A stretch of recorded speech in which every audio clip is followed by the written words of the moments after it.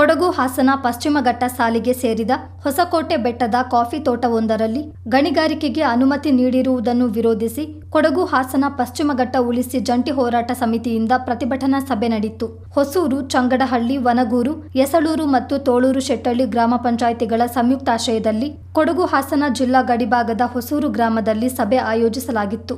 ಇದೇ ಸಂದರ್ಭ ಪರಿಸರ ದಿನಾಚರಣೆಯೂ ನಡೆಯಿತು. ಪ್ರತಿಭಟನಾ ಸಭೆಯಲ್ಲಿ ಪಾಲ್ಗೊಂಡು ಮಾತನಾಡಿದ ಕರ್ನಾಟಕ ಬೆಳೆಗಾರರ ಒಕ್ಕೂಟದ ಅಧ್ಯಕ್ಷ ಡಾಕ್ಟರ್ ಮೋಹನ್ ಕುಮಾರ್, ಗಣಿಗಾರಿಕೆ, ಮರಗಳ ಹನನ ಇನ್ನಿತರ ಪರಿಸರ ವಿರೋಧಿ ಚಟುವಟಿಕೆಗಳಿಂದ ತಾಪಮಾನವು ಹೆಚ್ಚಾಗ್ತಿದ್ದು ಪರಿಸರ ಸಂರಕ್ಷಣೆ ಪ್ರತಿಯೊಬ್ಬರ ಕರ್ತವ್ಯ ಎಂದರು. ಪಶ್ಚಿಮ ಘಟ್ಟ ಸಾಲಿನಲ್ಲಿ ನಡೆಯುತ್ತಿರುವ ಗಣಿಗಾರಿಕೆಯನ್ನು ನಿಲ್ಲಿಸಲು ಪ್ರತಿಯೊಬ್ಬರು ಹೋರಾಟಗಾರರಿಗೆ ಸಹಕಾರ ನೀಡುವಂತೆ ಮನವಿ ಮಾಡಿದರು. ಬಡದಾಡ್ತಾ ಹಾಗೆ ನಮ್ಮ ತೋಟಗಳು ಸಾಯ್ತಾ ಇರಿ, ನಮ್ಮ ತೋಟಗಳು ಹಾಳಾಗ್ತಾ ಇದ್ದಾವೆ. ಇದು ಪರಿಸರನ ನಾವು ಕಾಡನ್ನು ಬೆಳೆಸಿದರೆ ಪ್ರಾಣಿಗಳು ನೆಮ್ಮದಿಯಾಗಿರ್ತವೆ.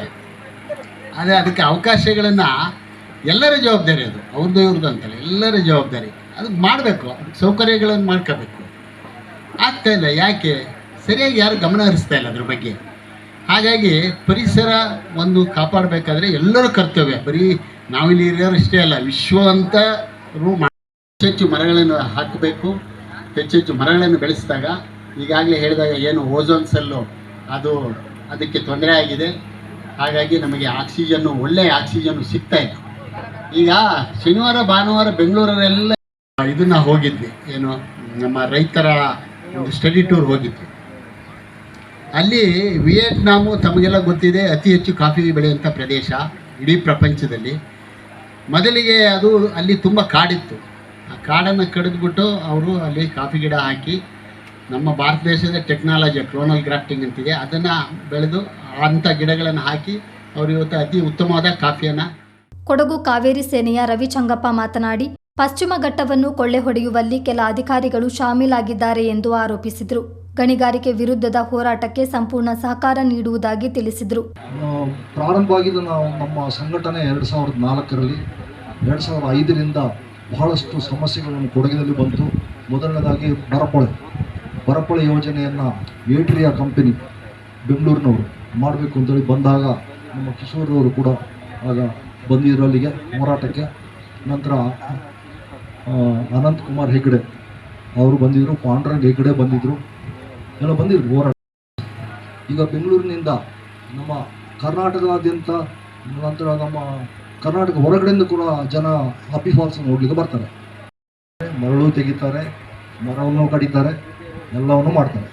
ನಾವು ಈ ಯೋಜನೆ ನಿಲ್ಲಿಸಬೇಕು, ಈ ಅಕ್ರಮ ನಿಲ್ಲಿಸಬೇಕು ಅಂತ ನಾವು ಕಚೇರಿಗಳಿಗೆ, ಸಂಬಂಧಪಟ್ಟ ಕಚೇರಿಗಳಿಗೆ ಹೋದರೆ ಅಲ್ಲಿ ನಮಗೆ ಸರಿಯಾದ ಉತ್ತರ ಸಿಗೋದಿಲ್ಲ. ನಮಗೆ ಬೇಕಾದ ದಾಖಲೆಗಳನ್ನ ಅವರು ಕೊಡೋದಿಲ್ಲ, ಎಲ್ಲ ಸತಾಯಿಸ್ತಾರೆ. ಈಗೇನೋ ಮಾಹಿತಿ ಹಕ್ಕು ಅಂತ ಹೇಳ್ತಕ್ಕಂಥ ಒಂದು ಬೃಹತ್ ಕಾರ್ಖಾನೆಗಳಿವೆ. ಒಟ್ಟು 8 ಕೋಟಿ ಜನರು ಕೃಷಿ ಮತ್ತು ಕುಡಿಯೋ ನೀರಿಗಾಗಿ ಈ ನೀರನ್ನು ನಂಬಿ ಇದ್ದಾರೆ. ಇದು ನಮ್ಮ ಭಾರತದ ಅರ್ಧ ಭಾಗದಷ್ಟು ಪ್ರದೇಶ ಇದನ್ನು ಅವಲಂಬಿಸಿದೆ. ಹೊಸೂರು ಜುಮ್ಮಾ ಮಸೀದಿ ಧರ್ಮಗುರು ಶಾಫಿ ಸಾದಿ ಮಾತನಾಡಿ, ಪ್ರತಿಯೊಂದು ಧರ್ಮವೂ ಪ್ರಕೃತಿಗೆ ಪೂಜನೀಯ ಸ್ಥಾನ ಕೊಟ್ಟಿದೆ. ಪರಿಸರ ನಾಶ ಮಾಡಲು ಯಾವ ಧರ್ಮವೂ ಬೋಧಿಸಿಲ್ಲ. ಹೀಗಿದ್ದರೂ ಪರಿಸರದ ಮೇಲೆ ಮಾನವನ ನಿರಂತರ ಹಸ್ತಕ್ಷೇಪವಿದೆ. ಅರಣ್ಯ ನಾಶವಾಗ್ತಿದೆ.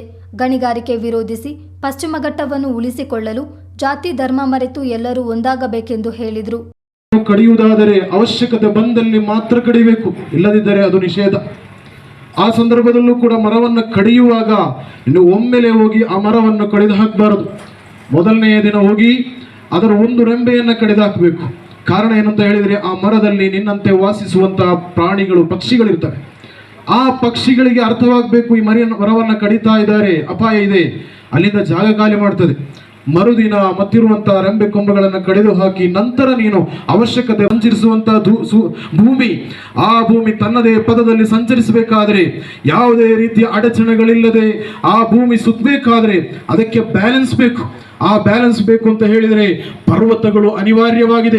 ಪರ್ವತಗಳು ನಾಶವಾಗತೊಡಗಿದಂತಹ ಸಂದರ್ಭದಲ್ಲಿ ಇಲ್ಲಿ ಇವತ್ತು ಪ್ರಳಯಗಳು, ಭೂಕಂಪಗಳು ಸಂಭವಿಸ್ತಾ ಇದೆ ಎಂಬುದನ್ನು ನಾವು ಅರ್ಥ ಮಾಡಿಕೊಳ್ಬೇಕು.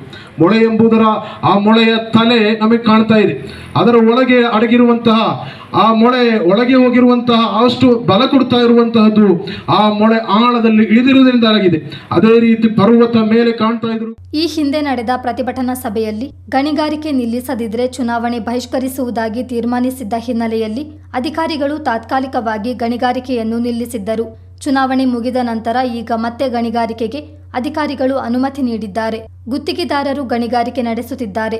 ಸಂಬಂಧಪಟ್ಟ ಅಧಿಕಾರಿಗಳೆಲ್ಲ ಇದರಲ್ಲಿ ಶಾಮೀಲಾಗಿದ್ದಾರೆ. ಇದೇ ಮುಂದುವರಿದಲ್ಲಿ ಪ್ರಕೃತಿ ನಾಶವಾಗುತ್ತದೆ. ಮುಂದೆ ಅನಾಹುತಗಳು ಸಂಭವಿಸುವ ಸಾಧ್ಯತೆ ಇರುತ್ತದೆ. ಆದ್ರಿಂದ ಉಗ್ರ ಪ್ರತಿಭಟನೆ ಮಾಡಬೇಕು. ರಸ್ತೆ ತಡೆ ನಡೆಸುವುದು, ಗಣಿಗಾರಿಕೆ ಅನುಮತಿ ನಾಮಫಲಕವನ್ನು ತೆರವುಗೊಳಿಸುವುದು, ಹೀಗೆ ಹೋರಾಟದ ಮೂಲಕ ಗಣಿಗಾರಿಕೆಗೆ ಅಂತ್ಯ ಹಾಡಬೇಕಿದೆ ಎಂದು ಸಭೆಯಲ್ಲಿ ತೀರ್ಮಾನಿಸಲಾಯಿತು. ಮಲೆನಾಡು ಜನಪರ ಹೋರಾಟ ಸಮಿತಿಯ ಕಿಶೋರ್ ಕುಮಾರ್, ಹೋರಾಟಗಾರ ಬೆಕ್ಕಿನಳ್ಳಿ ನಾಗರಾಜ್, ಎಸಳೂರು ತೆಂಕಲಗೂಡು ಬ್ರಹ್ಮನ್ಮಠದ ಶ್ರೀ ಚನ್ನಸಿದ್ದೇಶ್ವರ ಶಿವಾಚಾರ್ಯ ಸ್ವಾಮೀಜಿ, ಸೋಮವಾರಪೇಟೆ ಕಾವೇರಿ ಸೇನೆಯ ಹೊಸಬೀಡು ಶಶಿ, ಹೋರಾಟಗಾರ ಉಮೇಶ್, ಹೊಸೂರು ರಮೇಶ್, ಪುಟ್ಟೇಗೌಡ, ಹೊಸೂರು ಗ್ರಾಮ ಪಂಚಾಯಿತಿ ಅಧ್ಯಕ್ಷೆ ಮಂಜುಳಾ ಮಂಜುನಾಥ್, ಉಪಾಧ್ಯಕ್ಷೆ ಜಾನಕಿ, ಸಮಾಜ ಸೇವಕ ಕಾಮನಹಳ್ಳಿ ಕೀರ್ತಿ ಮುಂತಾದವರು ಇದ್ದರು.